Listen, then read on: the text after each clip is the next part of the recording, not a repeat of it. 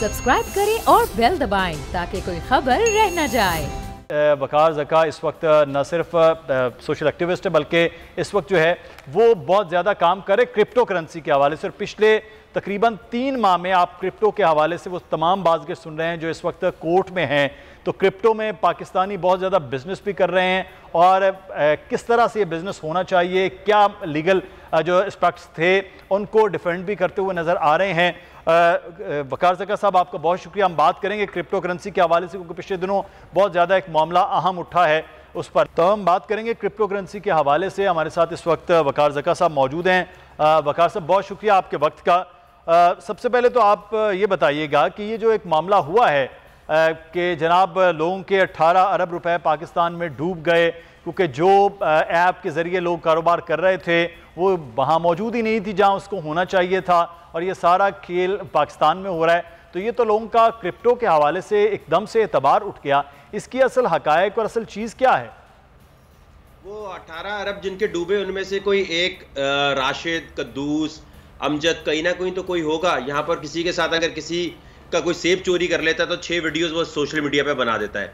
ये हुकूमत का प्रोपेगेंडा है कि 18, कभी कहते हैं 20 बिलियन इसमें चले गए हैं, कभी कहते हैं 18 अरब रुपए डूब गए हैं।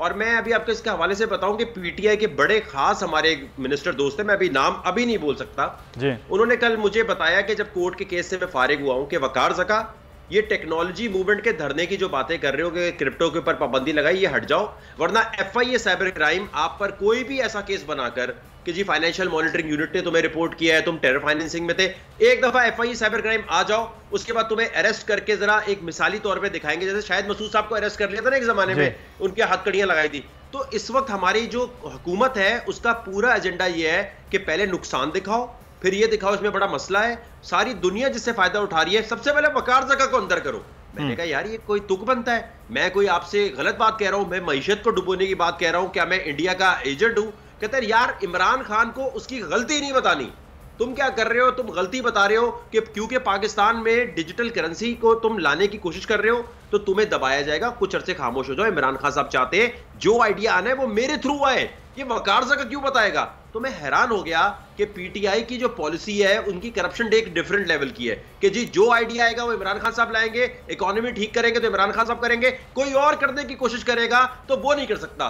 तो ये जो 18 अरब रुपए की बात है, इससे पहले ये पूछ ले कि वकार ज़का साहब को अरेस्ट क्यों किया जाएगा, अगर किया जाएगा, और अगर किया जाएगा तो बेचारा मीडिया क्या बोलेगा, देखे वकार ज़का कुछ ना कुछ तो गलत कर रहे होंगे कि एफआईए ने उनको उठा लिया है। अच्छा, आपको कुछ कॉल्स भी, मैंने एक वीडियो आपकी गुज़श्ता रोज देखी, आपको कुछ कॉल्स वगैरह भी आई कि आप आएंगे तो इस तरह हो जाएगा, तो ये कॉल्स भी पीटीआई के वज़रा की जानिब से हैं या किसी और इदारों की जानिब से? नहीं, ये हुकूमत की तरफ से है। और ये जो हमारे माशाल्लाह देखिए इदारे जो है वो किसके सरपरस्ती में चलते हैं, इदारे किसके लिए काम कर रहे होते हैं, ये जो आर्मी है या जितनी हमारी एजेंसीज हैं, इनका अपना एजेंडा तो वकार ज़का से कोई पर्सनल प्रॉब्लम नहीं होगा ना।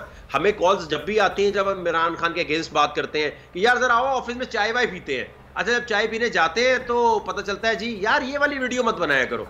अरे ये कभी जिंदगी में नहीं हुआ, ना नवाज शरीफ के दौर में हुआ है, ना पीपल्स पार्टी के दौर में हुआ है। कभी जिंदगी में हमने नवाज शरीफ पे कितनी क्रिटिसिज्म की, हमने पीपल्स पार्टी पे की, हमें कभी इस तरह नहीं बुलाया गया कि आओ यार ये वाली वीडियो नहीं बनाओ। अब मसला ये आ गया है कि पूरी कौम को पता चल गया कि वकार ज़का वो आइडिया दे रहा है जिससे घर पे बैठे के खवातीन के पैसे बनेंगे, जिससे घर पे बैठ के लोगों के पैसे बनेंगे, जॉब्स लग जाएंगी। तो अब ये हो रहा है कि यार ये तो सारा क्रेडिट वकार ज़का के पास चला जाएगा। इनकी पीटीआई की इमरान खान की करप्शन डिफरेंट लेवल की है, ये पैसों की करप्शन नहीं करते, सादिक अमीन है, लेकिन एक अंदर से वो चीज है कि यार ताहिरुल कादरी साहब क्यों जाएंगे सबसे पहले, वो क्यों हमला करेंगे, सबसे पहले मैं हमला करूंगा पार्लियामेंट पे। यही हुआ था धरने के दौरान, मैं धरने में बैठा था, इमरान खान साहब ने बोला चलो हम पहले करते हैं, ताहिरुल कादरी साहब कह रहे हैं भाई रुक जाओ, भी नहीं जाते। वो कहते हैं ये तो अगर ताहिरुल कादरी साहब पहले चले गए तो सारा क्रेडिट उनको मिल जाएगा। यहाँ करप्शन है क्रेडिट की। सब्सक्राइब करें और बेल दबाएं ताकि कोई खबर रह न जाए।